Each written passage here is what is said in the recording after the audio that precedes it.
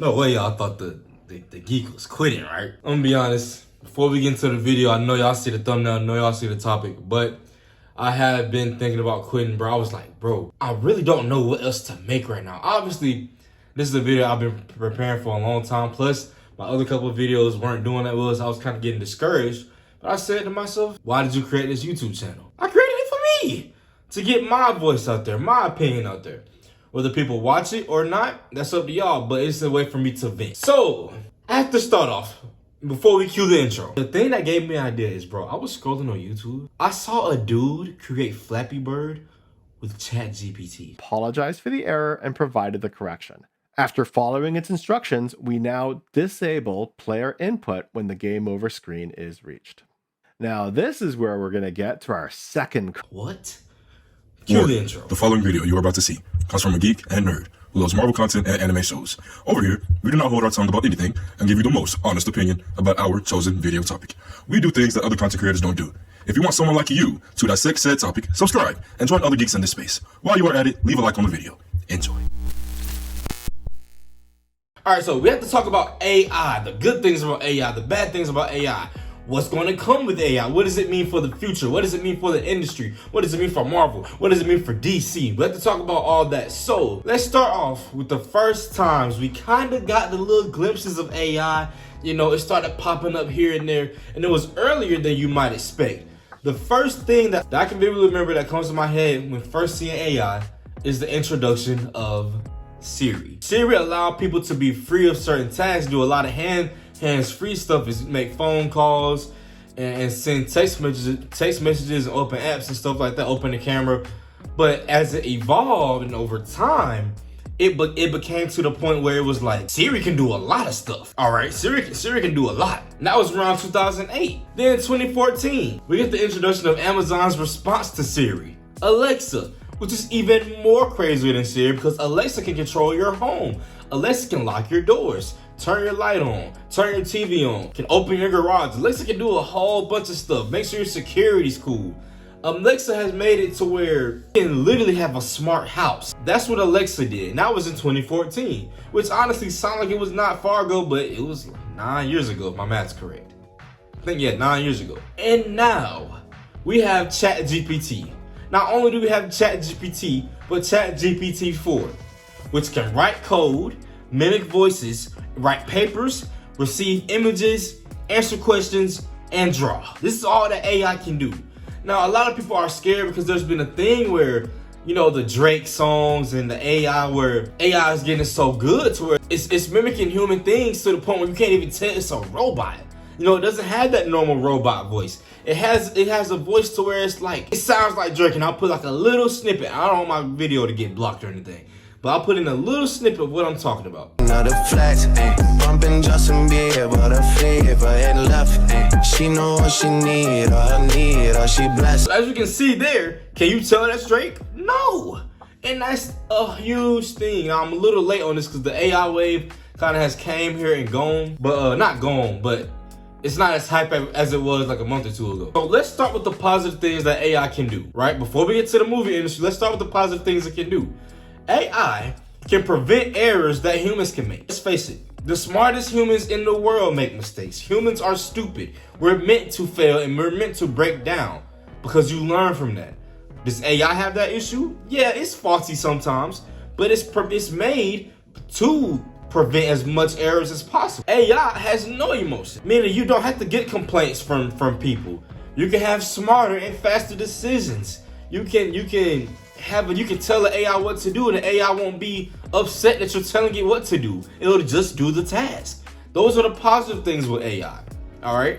And we go to the negative things, which will really hurt the economy. Job loss, probably the major thing that will change because of AI. Job loss, less human interaction. If you look at it, I haven't seen so many people not go at a green light. And I'm saying this because when people aren't going at a green light, it's mostly because they're on their phone. Human interaction is already terrible. People don't go outside like they used to. Everybody's on the game. Everybody's on the PlayStation 5. Everybody's doing this. Everybody's doing that. So I feel like AI will even enhance that further. To where, bro, you really don't even have to go outside. Look at the metaverse.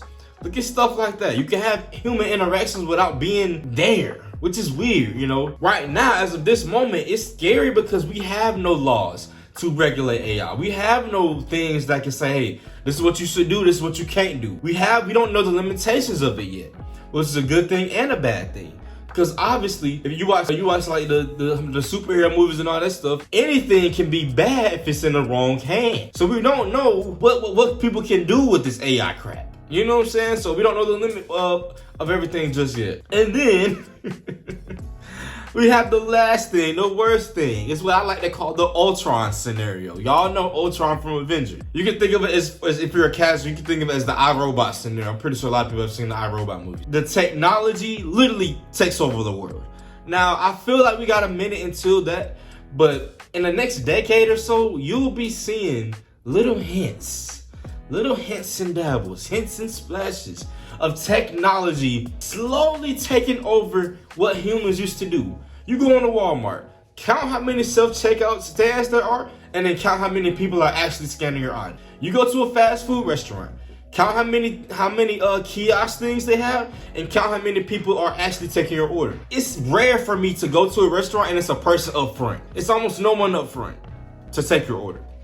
But now that we got the background out the way, we got the negative, the positive, and we got the first hints. Now that we got all that out the way, what does it mean for the future, specifically for the Marvel and DC and movie industry? With AI, you are able to be way more unethical. What I mean by that is you have the people like Robert Downey Jr. A perfect example is Harrison Ford, where you have 90, 80 years old Harrison Ford still acting in a role and they're making them look younger. You have it to where you can possibly still have actors play roles when they're dead. That's very unethical and very nasty. And it's Hollywood, it's LA, so they have no problem doing stuff like that.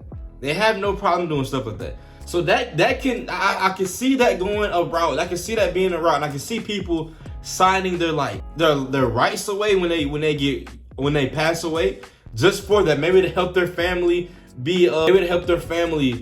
in a financial situation to where they'll always be good, because you'll always be able to use their voice and their likeness in a movie. AI can also make it to where it's easier to write stuff. Now I'm not gonna go to the extent of saying it should just plain out write movies, but it can make it to where the process is easier.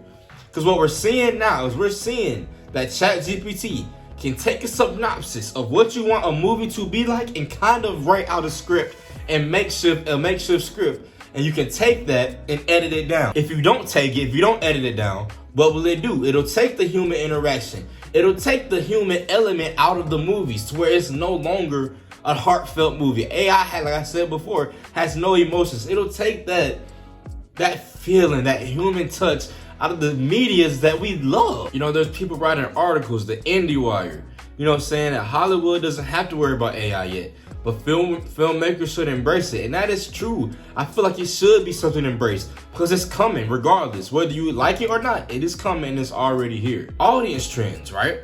Look at movies that were going to do well. Shazam, Fear of the Gods. Look at movies that were probably going to do well, could do well, and they didn't.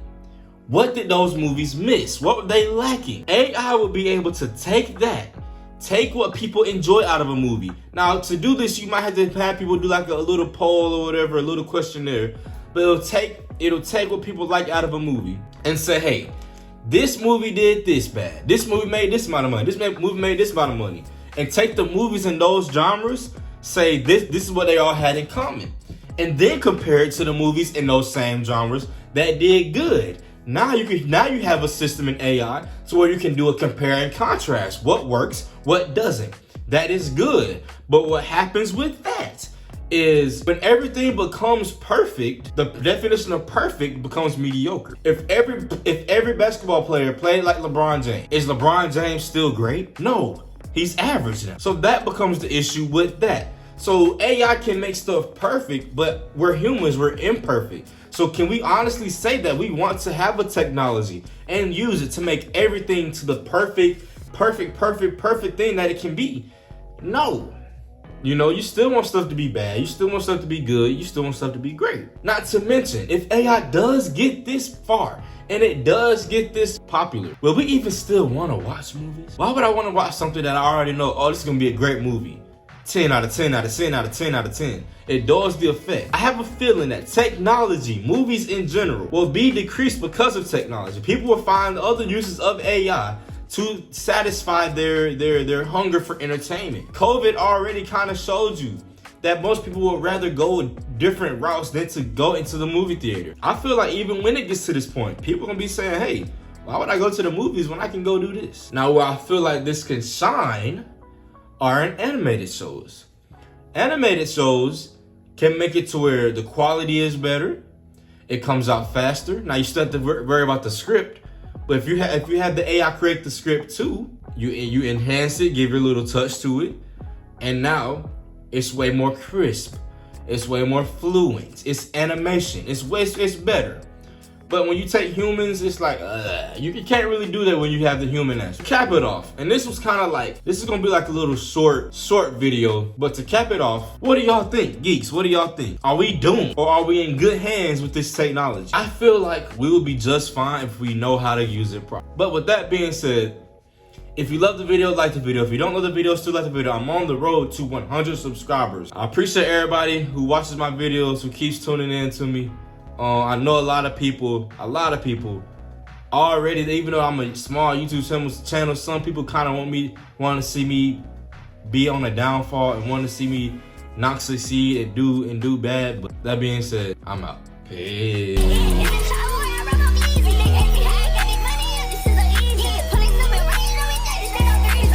Great.